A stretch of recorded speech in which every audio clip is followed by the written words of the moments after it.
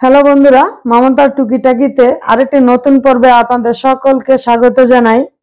আজ আমি এখানে কিছু টুকরো কাপড় নিয়ে চলে আসলাম। এই টুকরো কাপড়গুলি আমার আর কোনো কাজে লাগছে না, আমি ফেলে রেখেছিলাম। তো আজ ভাবলাম যে এগুলি ফেলে না রেখে এগুলি দিয়ে একটি সুন্দর জিনিস তৈরি করে আপনাদেরকে দেখাই। যে জিনিসটা আমি তৈরি করব সেটা আমাদের নিত্য প্রয়োজনীয় কাজে লাগে। তো আশা করি আমার এই ভিডিওটা আপনাদেরও ভালো লাগবে। তো চলুন শুরু করা যাক। তার জন্য আমি এখান থেকে প্রথমে এরকম ছোট বড় এই কাপড়ের টুকরোগুলিকে আমি বের করে নিব। আর এগুলির মধ্যে আমার চওড়ার মাপটা লাগবে হলো গিয়ে 1.5 ইঞ্চি। 1.5 ইঞ্চি যে কাপড়গুলি আছে সেগুলি আমার নিতে হবে। এই যে আমি দেখে নিচ্ছি 1.5 ইঞ্চি রয়েছে কিনা।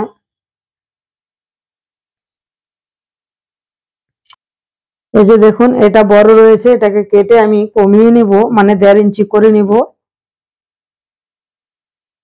এটাও বড় রয়েছে, এটাকেও 1.5 ইঞ্চি করে নিতে হবে। লম্বার মাপটা যাই থাক, কিন্তু চওড়ার মাপটা একই রাখতে হবে। এই যে যেগুলি মানে 1.5 ইঞ্চি থেকে বড়, মানে 2 ইঞ্চি 2.5 ইঞ্চি, সেগুলিকে আমি আলাদা করে রাখলাম। ওইগুলি আমি কেটে নিব।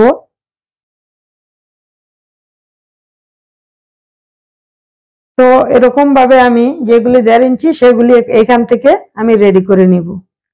এই যে আমি কিছু কাপড় এখানে রেডি করে নিলাম। তো এইগুলি দিয়ে আমার কাজটা আমি শুরু করব। তো এবার যেটা লাগবে সেটা হলো এরকম ধরনের কিছু পুরনো কাপড় একসাথে নিয়ে সেলাই দিয়ে আটকে নিতে হবে, মানে মোটা করে নিতে হবে। তো এখন আমি এটা নিয়ে নিলাম। আর এর মাপটা কতটা আছে লম্বা চওড়ায় আমি বলে দিচ্ছি।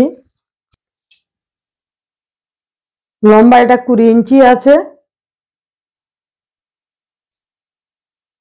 আর চওড়ায় 14 ইঞ্চি আছে। তবে এই জিনিসটা ছোট বড় আপনাদের পছন্দ মতো নেবেন। তো এখন যেটা করতে হবে, আমি এখানে দুটো একদম হালকা কাপড় এখানটায় রাখবো, মানে যে কোনো কাপড় এলেই হলো।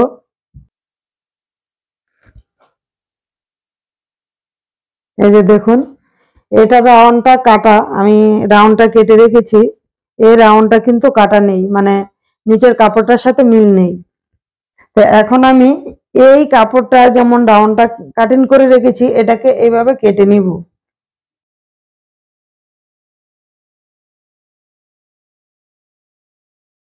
তো এখানে আমার 2 পিস রয়েছে, আমি 2 পিসকে এইভাবে এই কোনাগুলি রাউন্ড শেপ করে কেটে নিলাম।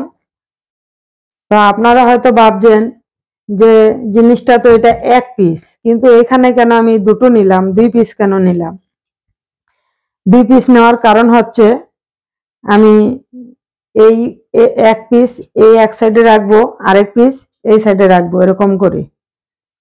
তার মানে এর মাঝখানে একটা জয়েন্ট হবে। তো এই 2 পিস কাপড় দিয়ে আমি একটা ডিজাইন তৈরি করব টুকরো কাপড়গুলি দিয়ে।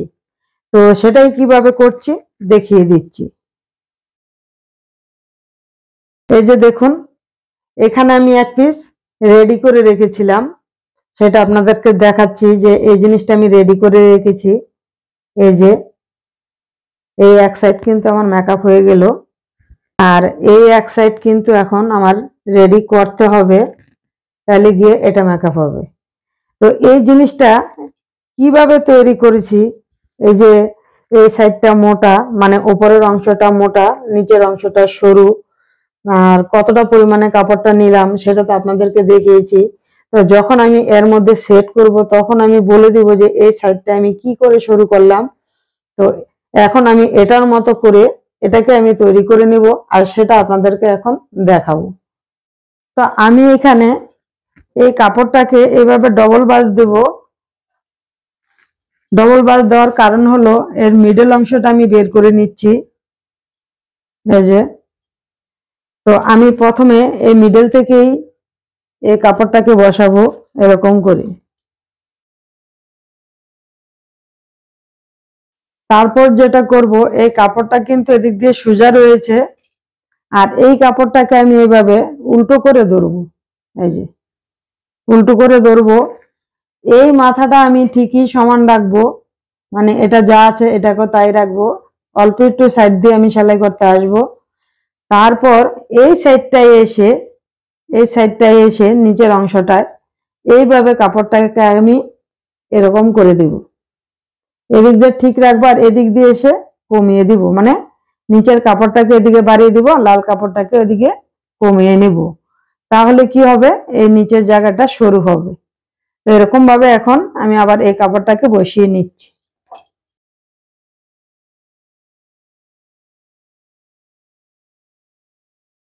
এই যে দেখুন, এদিকটাই কিন্তু অনেকটা চওড়া রয়েছে আর এদিক দিয়ে এসে কিন্তু অনেকটা কমে গেছে নিচের কাপড়টা। এখন এই একই সেম নিয়মে এটাকে আমি তাই করব। এই লাল কাপড়টার উপরে আমি আরেকটা কাপড় উল্টো করে এনে এখানে বসাবো। এই মাথা ঠিকই রাখবো আর এই নিচের এই অংশটা এরকম করে সরু করে দেব, মানে লাল কাপড়টা এদিকে বেরিয়ে গেল আর এই কাপড়টা ওদিকে চলে গেল। তাহলে কি হবে, নিচের লাল কাপড়টা সরু হয়ে যাবে। আর আমি নিচের এই অংশটাকে সরু করতেই চাইছি, মানে এটাই তার ডিজাইন।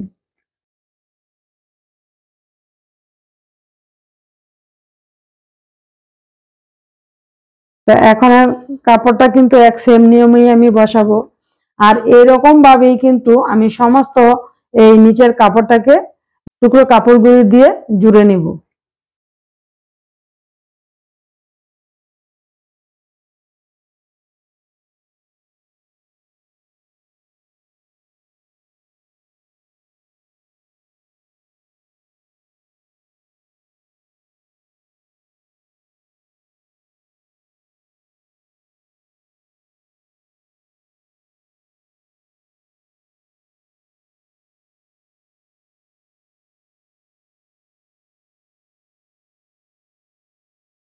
এই যে বন্ধুরা, আমার এক সাইডে মানে হাফ মেকআপ করা হয়ে গেল আর বাকি এই হাফ আমি এখন এই একই নিয়মে এটাকে কমপ্লিট করে নেব। এই যে সমস্ত কাপড়গুলি সেট করা হয়ে গেল পরপর, এই যে আপনাদেরকে উল্টিয়ে দেখাচ্ছি। তো এখন এই যে সাইডের যে বাড়তি কাপড়গুলি এগুলি কেটে বাদ দিয়ে দিতে হবে।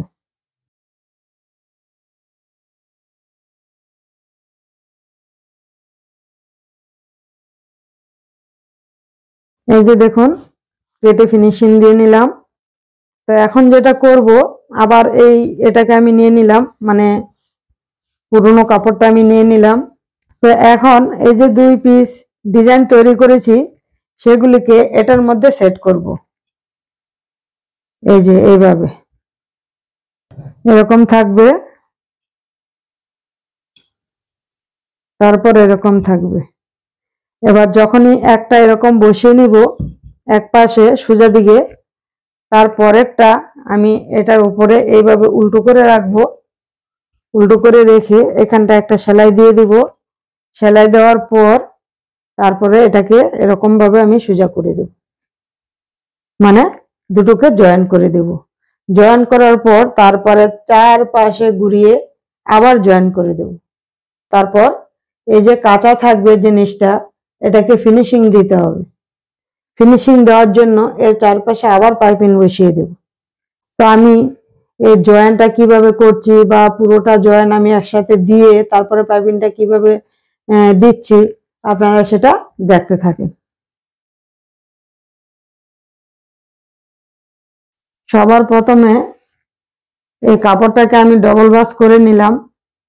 নেওয়ার পর এখানটায় মানে মিডল অংশটা বের করে নিলাম, তারপরে চক দিয়ে দাগ দিয়ে দিলাম।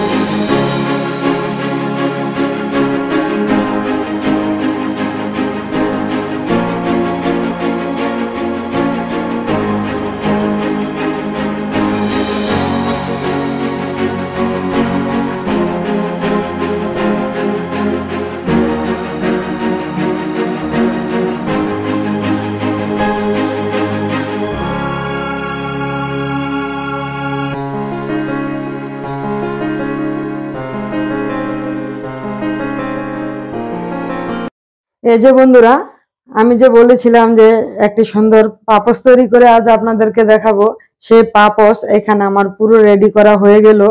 আর দারুণ লাগছে কিন্তু পাপোশটা দেখতে, মানে ফেলে দেওয়া কিছু টুকরো কাপড় দিয়ে এত সুন্দর একটি পাপোশ তৈরি করে আজ আপনাদেরকে দেখালাম।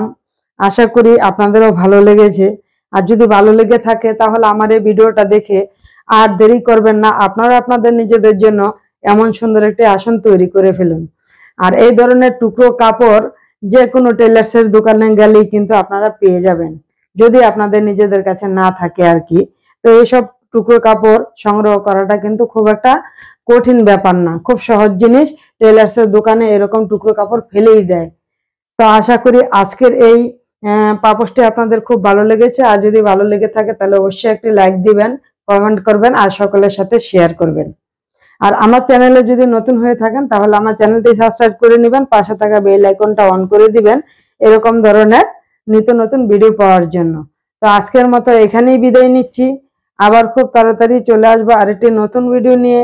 ততক্ষণের জন্য আপনারা সকলে সুস্থ থাকবেন, ভালো থাকবেন। ভিডিওটি সম্পূর্ণ দেখার জন্য ধন্যবাদ।